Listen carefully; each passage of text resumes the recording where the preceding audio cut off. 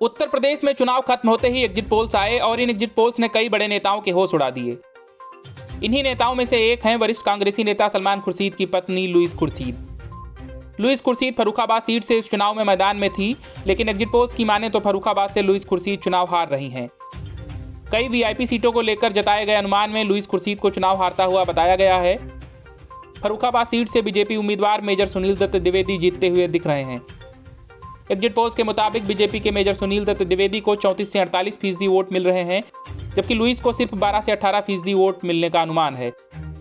गौरतलब है कि लुईस खुर्शीद कांग्रेस के टिकट पर फर्रुखाबाद की कायमगंज विधानसभा सीट से साल 2002 में 34,908 वोट पाकर विधायक चुनी गई थी, लेकिन 2007 में वे यहां से चुनाव हार गईं। इस चुनाव में बसपा के कुलदीप गंगवार विधायक बने, लेकिन अगली बार परसीमन में बदलाव हुआ और साल 2012 के चुनाव में कायमगंज सीट सुरक्षित हो गई।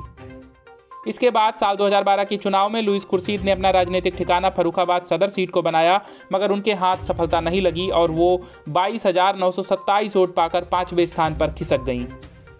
फर्रुखाबाद सदर सीट से कांग्रेस को 1989 से अभी तक कामयाबी नहीं मिली है। 2017 के चुनाव में ये सीट सपा कांग्रेस गठबंधन में कांग्रेस के खाते में गई, लेकिन लुईस चुनाव नहीं लड़ी। वहीं पूर्व विदेश मंत्री सलमान खुर्शीद की पत्नी लुईस ने 1999 में फर्रुखाबाद लोकसभा का चुनाव भी लड़ा, लेकिन हार गईं, जबकि 2004 के लोकसभा चुनाव में वो दूसरे नंबर पर रही थीं। 67 वर्षीय खुर्शीद अंग्रेजी राजनीतिक शास्त्र और अर्थशास्त्र से परास्नातक हैं। वो पत्रकार भी रह चुकी हैं, लेकिन कुछ महीने पहले वो विवादों में आ गई थीं जब लुईस खुर्शीद के खिलाफ गैर जमानती वारंट जारी हुआ था। यह वारंट स्थानीय अदालत ने doctor Zakir Hussain memorial trust में 71 लाख रुपए से ज्यादा की धनराशि के कथित गबन के मामले में जारी किया था। यह मामला अभी भी अदालत में है। Bureau news of India. Uttar Pradesh में प्रियंका वाड्रा की अगुवाई में कांग्रेस का प्रदर्शन नील बटे सन्नाटा रहा। जाहिर है कि एग्जिट पोल के नतीजों को देखकर प्रियंका वाड्रा चुनाव लड़ना नहीं चाहती, लेकिन कांग्रेस की कमान रखने के लिए अब उन्हें राज्यसभा के जरिए संसद में भेजने की तैयारी की जा रही है। अगर पंजाब में कांग्रेस एक राज्यसभा सदस्य को जितवाने लायक सीटें जीतती है तो प्रियंका वाड्रा वाया पंजाब राज्यसभा में एंट्री मारेंगी। प्रियंका वाड्रा को राज्यसभा में भेजे जाने के पीछे तर्क यह दिया जा रहा है कि विधानसभा चुनाव में उन्होंने शानदार काम किया है। यह बात और है कि जिस उत्तर प्रदेश में कांग्रेस को मजबूत करने के लिए उन्होंने सारे घोड़े खोल दिए, उसी उत्तर प्रदेश में कांग्रेस का प्रदर्शन सबसे बुरा होने का अनुमान है। एग्जिट पोल्स के नतीजे बता रहे हैं कि यूपी में कांग्रेस का खाता भी खुल जाए तो बड़ी बात होगी। प्रियंका को कांग्रेस कुछ समय पहले राज्यसभा भेजने पर विचार कर रही थी, जब अहमद पटेल जीवित थे और छत्तीसगढ़ में 2 सीट थी, लेकिन यह तय किया गया कि भाजपा द्वारा भाई भतीजावाद के आरोपों को देखते हुए यह सही समय नहीं है। प्रियंका ने राज्य में व्यस्त अभियान का प्रबंधन करने के बाद वह पार्टी के मुख्य प्रचारक के रूप में उभरी हैं। पार्टी में उनके समर्थकों का मानना है कि उन्हें सदन में भेजने का सही समय है, क्योंकि आम चुनाव अब से 2 साल बाद हैं और वो सरकार का मुकाबला कर सकती हैं। केरल, पंजाब और अन्य राज्यों के लिए राज्यसभा चुनाव की घोषणा कर दी गई है। अगर पार्टी पंजाब में अच्छा प्रदर्शन करती है तो वह उन्हें राज्यसभा भेज सकती है। राजस्थान और छत्तीसगढ़ में भी रिक्तियां होने जा रही हैं, उन्हें इन दोनों राज्यों में से किसी एक से राज्यसभा भेजा जा सकता है। सूत्रों ने बताया कि भूपेश बघेल प्रियंका को सीट देने पर विचार कर रहे हैं। पिछली बार जब प्रस्ताव पेश किया गया था तो कुछ मुद्दों के कारण इसे ठुकरा दिया गया था, क्योंकि कुछ लोगों ने यह सोचा कि पार्टी में सत्ता के 2 केंद्र होंगे। उत्तर प्रदेश में उन्होंने 167 रैलियों को संबोधित किया, 42 रोड शो किए और वर्चुअल रैलियां भी की। उत्तर प्रदेश में पार्टी की प्रभारी होने के नाते राज्य में उनका बहुत ऊंचा दांव है और 2022 के विधानसभा चुनाव में उनका अभियान चर्चा में रहा है। रोड शो और डोर टू डोर अभियानों के माध्यम से प्रियंका ने चुनाव प्रचार के दौरान जनता के साथ बातचीत की और पंजाब, उत्तराखंड, गोवा और मणिपुर में आभासी रैली सहित राज्यों का दौरा भी किया। पार्टी नेताओं ने कहा कि चुनाव प्रचार के दौरान प्रियंका को अपने भाषणों में लगातार यह कहते हुए देखा गया कि लोकतंत्र में सत्ता लोगों के हाथ में होती है। उन्होंने लोगों से अपने वोट की ताकत को पहचानने और मुद्दों पर वोट देने का आह्वान भी किया। Bureau news of India. चुनावी घमासान के बीच पंजाब के सीनियर नेता सुनील जाखड़ ने सक्रिय राजनीति से संन्यास लेकर कांग्रेस को बड़ा झटका दिया था और अब एग्जिट पोल्स के नतीजों के बाद एक और बड़े सीनियर नेता ने अपने संन्यास का ऐलान कर दिया है। कांग्रेस के बड़े नेता और पूर्व रक्षा मंत्री ए के एंटनी ने सोनिया गांधी को पत्र लिखकर सक्रिय राजनीति को गुड बाय कहने की तैयारी में हैं। ए के एंटनी ने सोनिया गांधी को पत्र लिखकर कहा है कि वो अब सक्रिय राजनीति से संन्यास लेना चाहते हैं और कोई भी चुनाव नहीं लड़ेंगे। एंटनी ने सोनिया गांधी से कहा कि 2 अप्रैल को उनका राज्यसभा का कार्यकाल खत्म हो रहा है और इसके बाद वो अब दोबारा चुनाव में नहीं उतरना चाहते। वो इस समय केरल से राज्यसभा सांसद हैं। ए के एंटनी ने यह भी कहा कि वो अब दिल्ली में नहीं रहेंगे और जल्द ही तिरुवनंतपुरम में शिफ्ट होंगे। वो 52 साल से राजनीति में हैं। पहली बार 1970 में वो केरल में विधायक बने थे। वो कांग्रेस की युवा और छात्र विंग के नेता थे। एंटनी 3 बार केरल के मुख्यमंत्री भी बन चुके हैं। 37 साल की उम्र में वो केरल के मुख्यमंत्री बन गए थे। 10 साल तक एंटनी कांग्रेस की संसदीय समिति के प्रेसिडेंट रहे और 5 बार विधानसभा पहुंचे। 3 बार वो केंद्रीय मंत्री रहे और 5 बार राज्यसभा पहुंचे। पिछले साल केरल विधानसभा चुनाव के दौरान एंटनी ने कहा था कि वो अब चुनावी राजनीति से संन्यास लेना चाहते हैं। एंटनी ने बताया कि मैंने सक्रिय राजनीति छोड़ने के बारे में सोनिया जी को मैंने जानकारी दे दी है। मैंने कुछ महीने पहले ही सोनिया गांधी को अनौपचारिक रूप से इसकी जानकारी दे दी थी। मैंने पीसीसी प्रेसिडेंट और अन्य साथियों को भी जानकारी दे दी है। पार्टी ने मुझे बहुत मौके दिए और मैं हमेशा कांग्रेस का आभारी रहूंगा और अब मैं अप्रैल में दिल्ली छोड़कर तिरुवनंतपुरम शिफ्ट हो जाऊंगा। एंटनी को कांग्रेस का एंथनी भी कहा जाता है। केरल की राजनीति में कांग्रेस के लिए उनका बड़ा योगदान माना जाता है। इंदिरा गांधी और राजीव गांधी के कार्यकाल के दौरान वो ऑल इंडिया कांग्रेस कमेटी के महासचिव थे। साल 2004 में वो दिल्ली की राजनीति में शरीक होने लगे। डॉक्टर मनमोहन सिंह की सरकार में उन्होंने रक्षा मंत्री का दायित्व निभाया था। Bureau news, news of India. Punjab में विधानसभा चुनाव के नतीजे आने से पहले कैप्टन अमरिंदर सिंह काफी एक्टिव हैं। पहले अमित शाह से मुलाकात और फिर अब फार्म हाउस में डिनर पार्टी। कांग्रेस और केजरीवाल को बेचैन करने के लिए काफी है। बाकी काम कैप्टन ने यह कहकर पूरा कर दिया कि सिसवा फार्म हाउस में बीती रात कई बड़े नेता आए। उन्होंने कांग्रेस और आम आदमी पार्टी को झटके के लिए तैयार रहने को कहा है। असल में कैप्टन अमरिंदर सिंह ने मंगलवार रात को बर्थडे सेलिब्रेट किया। उनका जन्मदिन 11 मार्च को होता है, लेकिन इस बार उन्होंने पहले ही पार्टी देने के बहाने करीबी नेताओं से मुलाकात कर आगे की सियासी रणनीति तैयार कर ली है। इस पार्टी की वीडियो में किसी नेता को नहीं दिखाया गया है। कैप्टन की पार्टी ने दावा किया कि पंजाब में मतगणना के बाद पूरा सियासी शो सिसवा फार्म हाउस से चलेगा। इसी फार्म हाउस में कैप्टन अमरिंदर सिंह रहते हैं। कैप्टन की पार्टी के प्रवक्ता प्रितपाल सिंह बलियावाल ने कहा कि अमरिंदर कई नेताओं के सियासी गुरु हैं। कई सियासी दोस्तों के साथ उनके अच्छे संबंध हैं। अब इसका समय आ गया है। कैप्टन की पार्टी के प्रवक्ता ने आम आदमी पार्टी और कांग्रेस के अपने विधायकों को दूसरे राज्यों में रखने पर भी कटाक्ष किया और कहा कि आम आदमी पार्टी और कांग्रेस चिंता में क्यों है, उन्हें बुकिंग नहीं करनी चाहिए। पंजाब में चर्चा है कि इस बार हंग असेंबली हो सकती है। ऐसे में विधायकों के समर्थन को लेकर जोड़ तोड़ होना तय है। इसीलिए कांग्रेस अपने विधायकों को राजस्थान और छत्तीसगढ़ में रखने की तैयारी में है। वहीं आम आदमी पार्टी भी विधायकों को बंगाल ले जा रही है। हालांकि आधिकारिक तौर पर दोनों पार्टियों ने इसका खंडन किया। कैप्टन अमरिंदर सिंह को कांग्रेस पार्टी ने विधानसभा चुनाव से 5 महीने पहले सीएम की कुर्सी से हटा दिया था। कांग्रेस के इस फैसले से नाराज होकर कैप्टन अमरिंदर सिंह ने पार्टी छोड़ दी। कैप्टन अमरिंदर सिंह ने पंजाब लोक कांग्रेस बनाकर विधानसभा चुनाव लड़ा है। अमरिंदर सिंह खुद पटियाला विधानसभा सीट से चुनाव मैदान में हैं। अमरिंदर सिंह की पार्टी ने विधानसभा चुनाव के लिए बीजेपी के साथ गठबंधन भी किया। हालांकि एग्जिट पोल के नतीजों में कैप्टन अमरिंदर सिंह और बीजेपी के लिए ज्यादा राहत भरी खबर सामने नहीं आई है। तमाम एग्जिट पोल्स के मुताबिक इस गठबंधन को सिर्फ 5 से 10 सीटें मिल सकती हैं। Bureau news, news of India. UP चुनाव के अंतिम चरण के मतदान होने के बाद आए एग्जिट पोल्स को लेकर राजनीतिक दलों में बेचैनी जारी है। एग्जिट पोल्स में भले ही आबादी और सियासी तौर पर देश के सबसे बड़े सूबे में भाजपा सरकार की वापसी के आसार जताए जा रहे हों, लेकिन विरोधी खेमा यह मानने को तैयार नहीं। उसको लगता है कि एग्जिट पोल्स गलत साबित होंगे। इसी कड़ी में समाजवादी पार्टी के साथ गठबंधन में चुनाव लड़ रहे राष्ट्रीय लोकदल के मुखिया जयंत चौधरी का कहना है कि एग्जिट पोल्स के जरिए मानसिक दबाव बनाने की कोशिश की जा रही है। जयंत ने कहा कि बीजेपी ने भय का माहौल बना रखा है। हमारा हिट परफॉर्मेंस बहुत अच्छा होगा, सर्वे से अलग नतीजे खुलेंगे, सपा गठबंधन की सरकार बनेगी, इसमें कोई शक नहीं। आरएलडी मुखिया और पूर्व सांसद जयंत चौधरी ने आगे कहा कि जितने भी टीवी चैनल्स के एग्जिट पोल्स हैं, ये एक राय है, मैं तो इससे सहमत नहीं हूं। हमने इस बार के चुनाव में जो उत्साह देखा उसमें लोगों के अंदर सत्ता परिवर्तन लाने के लिए एक निश्चय था।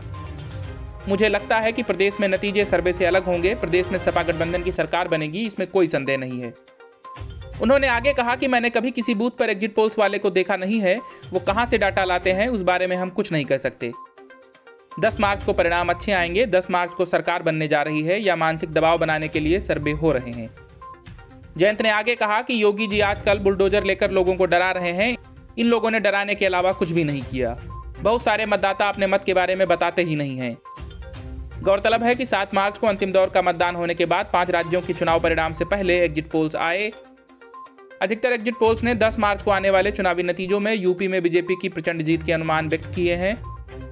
इन एग्जिट पोल्स में बीजेपी को 220 से 326 सीटें मिलने का अनुमान व्यक्त किया गया है, जबकि समाजवादी पार्टी महज 44 से 130 सीटों पर सिमटती दिख रही है।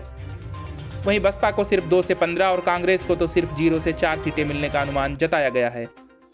बहरहाल एग्जिट पोल्स के आने के बाद भाजपा जहां खुश है, वहीं विपक्ष एग्जिट पोल्स के साथ साथ ईवीएम धांधली की भी बात कह रहा है। Bureau news, news of India. Sonia Gandhi के दामाद और प्रियंका वाड्रा के पति आयकर विभाग की आंखों में धूल झोंकने के मामले में काफी आगे रहे। रॉबर्ट वाड्रा ने करीब 11 सालों तक आईटी विभाग की आंखों में धूल झोंका और उसे अपनी कमाई की सही जानकारी नहीं दी। लेकिन वाड्रा के इस खेल की पोल एक ना एक दिन खुलनी ही थी और जब पोल खुली तो पता चला कि रॉबर्ट वाड्रा ने पूरे 106 करोड़ की कमाई की जानकारी छुपाई।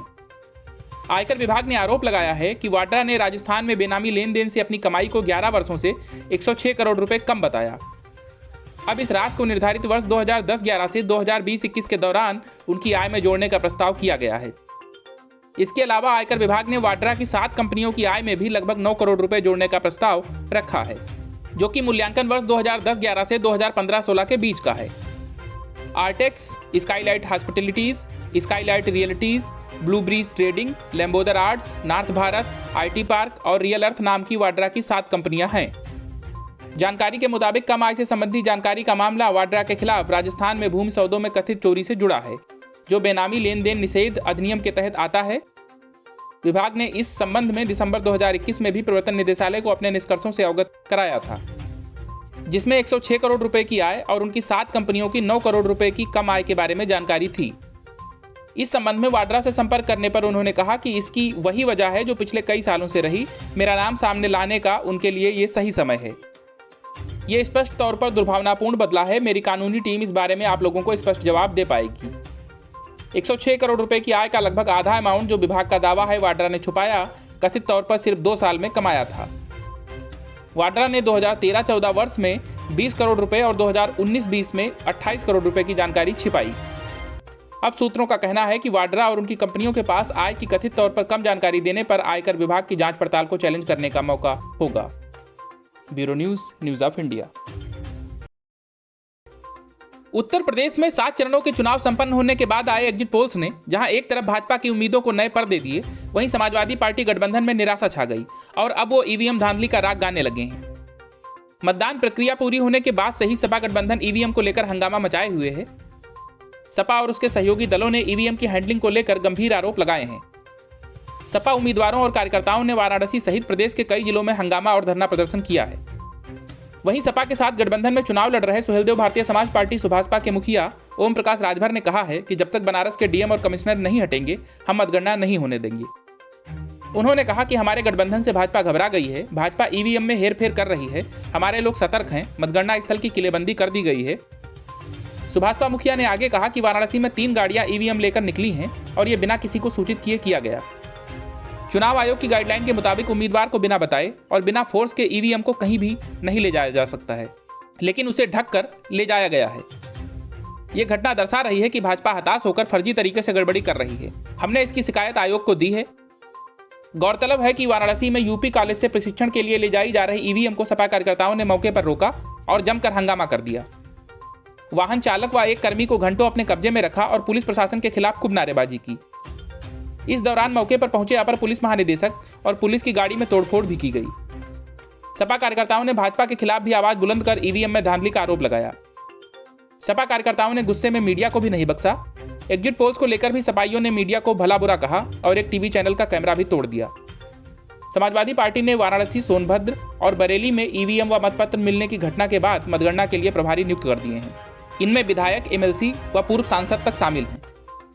बहरहाल एग्जिट पोल्स के नतीजों के आधार पर सपाई खेमे में बेहद बेचैनी है और ईवीएम बेचारी उल्टा सीधा सुनने के लिए तैयार हो रही है। Bureau news, news of India. जब से एग्जिट पोल्स आए हैं, समाजवादी पार्टी के मुखिया और यूपी के पूर्व मुख्यमंत्री अखिलेश यादव लगातार ईवीएम को लेकर अपना दुखड़ा रो रहे हैं। साथ ही वो आरोप लगा रहे हैं कि बीजेपी के इशारे पर अधिकारी मतगणना में धांधली करने की साजिश रच रहे हैं। वहीं अखिलेश के रुदन और क्रंदन पर केंद्रीय मंत्री और यूपी में भाजपा के सह प्रभारी अनुराग ठाकुर ने मजे ले लिए। अनुराग ठाकुर ने अखिलेश यादव पर तंज करते हुए कहा कि चुनाव के आखिरी दौर में मैंने कह दिया था कि अखिलेश जिस नई हवा, नई सपा की बात करते हैं, जनता 10 मार्च का इंतजार करे। ये वही हवा है, वही सपा है जिससे जनता खफा है। मन बना लिया है कि इनको करना दफा है। 10 मार्च को अखिलेश यादव कहेंगे कि ईवीएम बहुत बेवफा है।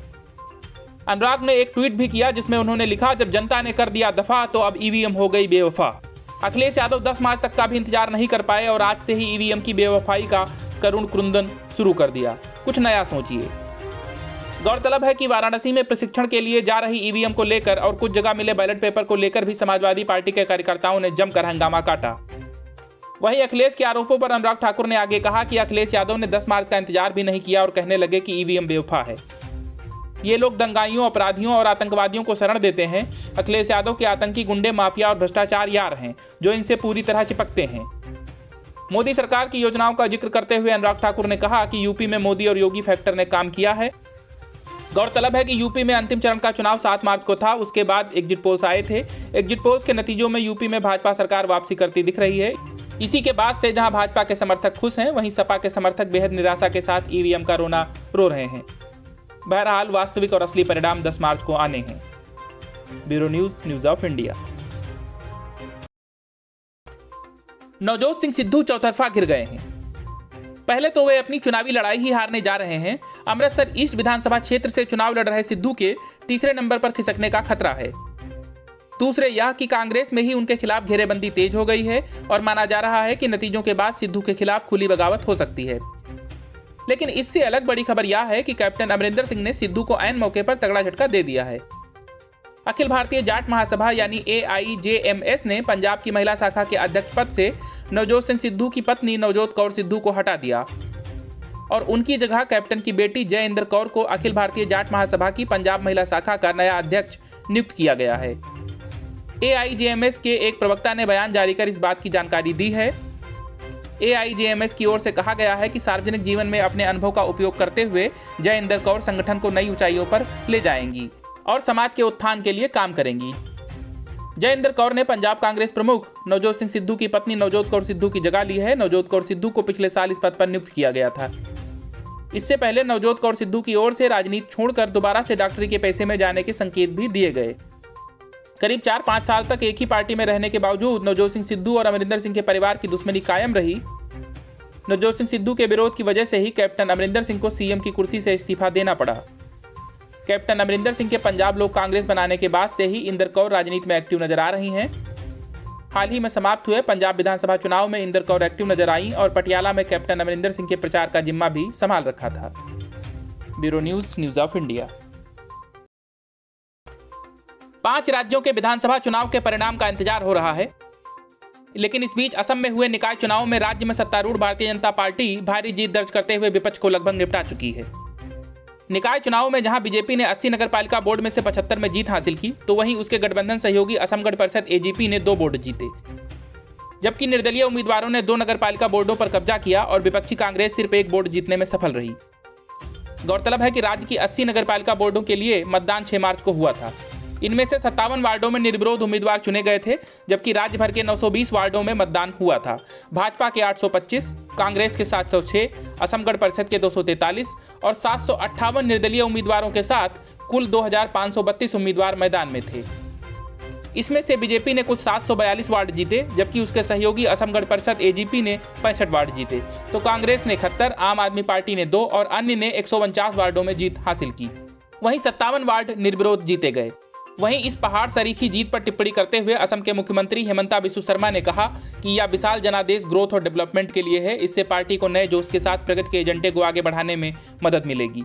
जबकि भाजपा के प्रदेश अध्यक्ष भावेश कलिता ने कहा है कि राज्य के लोगों ने दिखाया है कि वे अब कांग्रेस का भ्रष्टाचार नहीं चाहते हैं और पार्टी को अलविदा कह दिया है। जबकि दूसरी ओर हमें जो अपार समर्थन मिला है, उससे पता चलता है कि हेमंता बिस्वा शर्मा के नेतृत्व वाली भाजपा सरकार द्वारा किए गए कार्यों से मतदाता खुश हैं।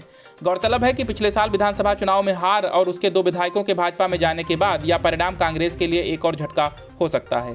पार्टी इस बार केवल नारायणपुर नगरपालिका बोर्ड जीतने में सफल रही।